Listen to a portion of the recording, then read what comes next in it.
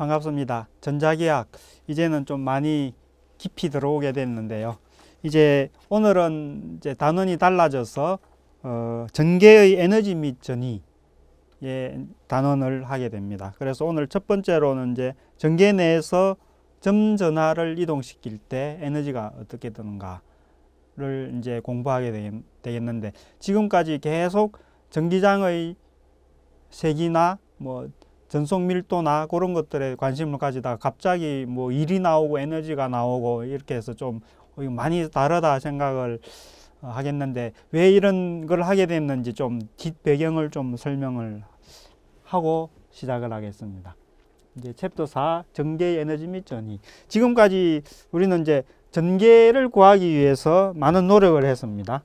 여기 보면 뭐 전개를 통틀이면 이제 전속 밀도나 전개의 색이 이렇게 볼 수 있는데, 뭐 둘 중에 하나만 구하면 나머지는 구해지죠.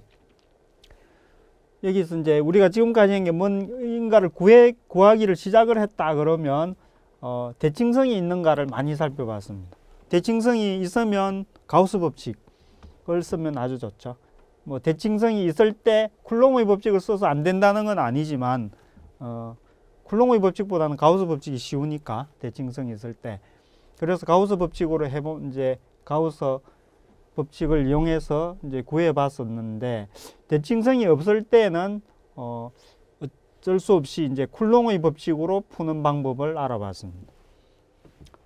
그런데 쿨롱의 법칙으로 이 전기장을 구하는 게 대칭성이 특히 없을 때는 이게 아주 험난한 길입니다. 가시밭길이죠. 아주 어려운데, 이것을 뭔가 좀 이렇게 한 번에 이렇게 샥 잘 구할 수 있는 다른 길이 없겠는가 하는 길을 이제 찾아보다가 이제 이 단원에서 나오는 그 내용을 이제 해보게 된 겁니다. 배경이 이런 거고요. 그래서 이제 그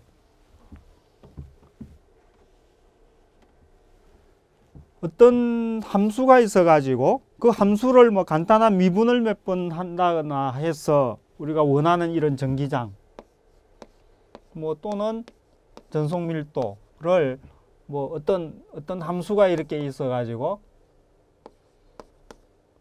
이것을 뭐 미분을 하는 이런 형태나 어떻게 될지는 모르겠죠. 이제 이런 식으로 해 가지고 구할 수 있는 이런 게 뭐 없겠는가 하는 거죠. 이렇게 하면 참 좋겠다 이거죠. 그래서 이 단원에서는 어떤 스칼라 함수를 이용해서 전개를, 뭐 스칼라 함수를 예를 들어서 뭐 파이다 이런 게 있다고 그러면 이것을 이용해서 이 전기장의 세기를 구하는 새로운 방법을 배우게 됩니다. 왜 이런 식으로 접근을 하느냐 하면, 우리가 이제 물리 특히 역학에서 이런 경험을 했습니다. 뭐 가속도가 어떠고 속도가 어떠고 막 그랬는데, 막 복잡한 상황이 돼 가지고 나중에 뭘 구하라고 하니까 막 계산이 너무 복잡해질 때가 있죠. 가속도 구했는데 가속도에 뭐 시간을 적분하면 속도가 되는데 시간은 또 알려주지도 않고, 그런 복잡한 문제를 풀 때 그냥 역학적 에너지 보존 법칙 뭐 이걸 쓰면 간단하게 풀리는 그런 문제들이 있었습니다. 기억이 나실지 모르겠는데, 그와 유사하게 이 상황이 복잡해지니까 에너지나 이런 쪽으로 해서 좀 접근을 해보자 하는 게 지금 하고자 하는 내용입니다.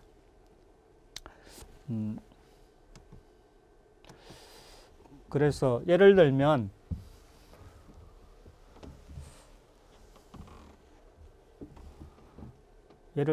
얘는 하다가 생각나면 하고요. 예를 들면 이제 힘이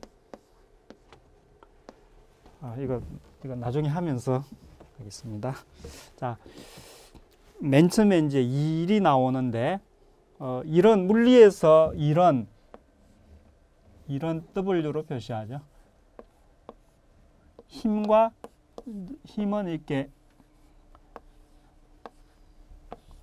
우리 이제 전자기학에서는 이게 면적이지만 물리에서는 이게 힘,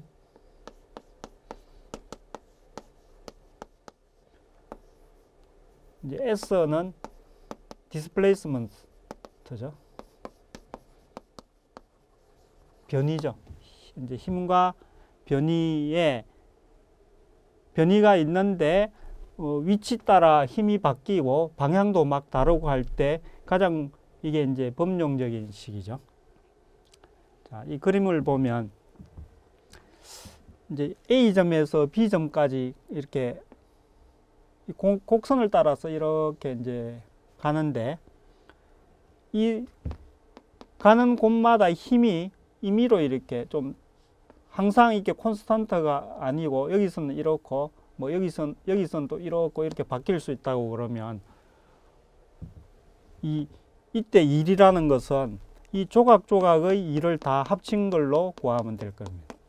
그래서 전체 1은 조각조각의 2를 합치면 된다. 조각조각의 1은 예를 들면 요 점에서 조금 가는 1은 요 점에서의 힘에다가 조금 가는 변이를 도트 프로덕트 하면 되겠죠. 그렇게 해서 이것을 집어넣으면 뭐 이게 이제 변수는 빼버리면 이런 식으로 A에서 B로 가는 일이다. 이게 이제 물리에서 배운 일이었죠. 이것이 이제 이게 학교에서 배울 때 일은 여러 가지 공식으로 배웠는데 가장 범용적인 게 이거죠. 상황에 따라서 이렇게도 간략화된다는 거죠. 제일 처음 배우는 게 이거죠. 힘의 크기도 같고, 그러니까 방향도 같고 힘이 일정할 때, 뭐 예를 들면 5N의 힘으로 일정한 힘을 계속 줘가지고 뭐 이게 3m를 갔다. 한 일이 얼마인가? 방향도 같고 이게 콘스탄트 상수니까 그냥 5 곱하기 3은 15줄 일을 했다. 이게 이제 여기에 해당하는 거고, 이건 조금 발전된 거죠. 힘을 주는 방향이 이렇게 정해져 있을 때, 힘은 이쪽으로 줬는데 가기는 이쪽으로 갔다. 사이각이 세타다. 이때 일은 얼마인가? 이때는 이제 벡터적으로 이렇게 계산을 해야 되죠. 이제 이 힘은 움직여 가더라도 계속 일정할 때 이렇게 쓸 수 있죠. 그래서 뭐 이런 것들이 이제 도트 프로덕트 할 때 배웠었죠. 그 다음에 이거는 방향은 같은데 힘의 크기가 바뀔 경우, 이쪽으로 움직이는데 힘을 이쪽으로 가는데 힘이 어떤 이 위치의 이걸 x라고 그러면 x의 함수로 나타날 때, 대표적인 게 이런 거죠. 용수철이 이렇게 있을 때 용수철을 이렇게 민다. 그러면 용수철을 밀 때는 이렇게 밀 때 용수철이 줄어들 때마다 힘이 달라지죠. 이럴 경우는 이런 식으로 써야 되죠. 적분을 해야죠. 그냥 이거 곱하면 안 되죠. 그래서 뭐 F가 KX다. 여기다가 KX를 X로 적분을 하니까 K 빠져나오고 이게 2분의 1 X제곱. 이렇게 해서 뭐 용수철에 힘을 줘서 이렇게 줄어들 때 용수철이 가지는 에너지는 2분의 1 KX제곱이다. 뭐 이런 공식이 나왔던 게, 힘이 계속 바뀔 때는 적분으로 이렇게 해야 된다. 이게 가장 일반적인 거죠. 힘의 방향도 바뀌고 위치 따라 크기도 바뀌고 그럴 때는 이제 이렇게 하는 거죠. 그래서 이런 걸 다 따로 할 필요 없이 이것만 하나만 알아두면 되죠. 그래서 계산을 하다 보면 이렇게 간략화되는 거죠. 물리 시간 아니니까 이 정도 하고 중력에 대한 일에 대해서 알아보겠습니다. 왜 중력에 대한 일을 알아보느냐 하면, 우리가 지금 전자기학에서 전화 하나를 가지고 이렇게 끌고 가서 일을 할 건데 중력하고 아주 유사한 상황이거든요. 질량이 m인 물체가 어떤 지표 기준으로부터 h1인 높이에 있는데 얘를 중력을 이기면서 이렇게 F라는 게 얘를 끌고 올라가는 힘이죠. 이렇게 천천히 올라가서 H2까지 올라갔다. 그 높이 차이는 H다. 이럴 경우 한 일이 얼마인가? 일의 정의에 따라 지금 같은 경우는 힘이 일정하고 간거리도 간거리와 방향이 같고 힘이 일정하죠. 그러니까 그냥 간단하게 이렇게 쓸 수가 있는데, 힘의 방향이 어디냐 하면 크기와 방향을 보면 이게 중력의 크기가 mg니까 크기는 mg고 방향은 y방향이다. 이쪽 y방향. 예. 그 다음에 변위는 크기가 h고 방향은 y방향이다. 그렇게 해서 위치 에너지죠. 이게 위치 에너지 변화량은 mgh다. 이게 익히 알고 있는 이런 식이 나옵니다. 자, 이번에는 이제 좀 막 파리가 날아간 것처럼 복잡하게 간 건데, 여기 이것도 중력장에서,